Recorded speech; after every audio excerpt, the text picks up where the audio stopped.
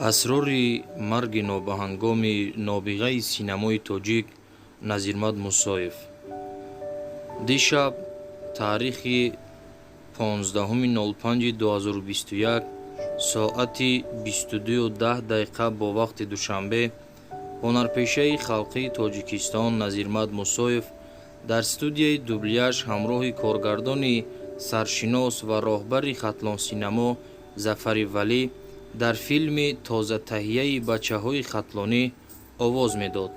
هرچند ظفر ولی از نظیرمد موسویف خواهش کرده که استاد به وقت شده، شما امروز زیاد کار کردید، بقیه‌اش را فردا انجام میدیم. اما رحمتی با اصرار ابراز می‌دارد که نه، همین شب کار را اتمام می‌رسانیم. خلاصه نظیرمد موسویف آخرین حرف نقش آفریده‌اش را آواز می‌دهد و از حجره صدادهی بیرون می‌شود. چند نفس در کرسی می‌نشیند و از ظفر ولی خواهش می‌کند که برایش دوا بیارد، معده‌اش می‌سوزد.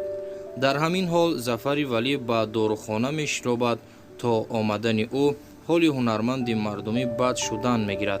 وقتی ظفر با دوای معده حاضر می‌شود، می‌بیند که حال نظیرمد موسویف نهایت بد شده است و همان نفس قلب هنرپیشه ناتکرار درون سینه‌اش پاره می‌شود. واپسین لحظات زندگی نظیرمد موسویف در فیلم ظفر ولی برای ابد ثبت شده است. نظیرمد موسویف در سن 69 سالگی بر اثر سکته نهایت وزنین قلب هنگام صدا دادن فیلم کار در سینما از عالم درگذشت.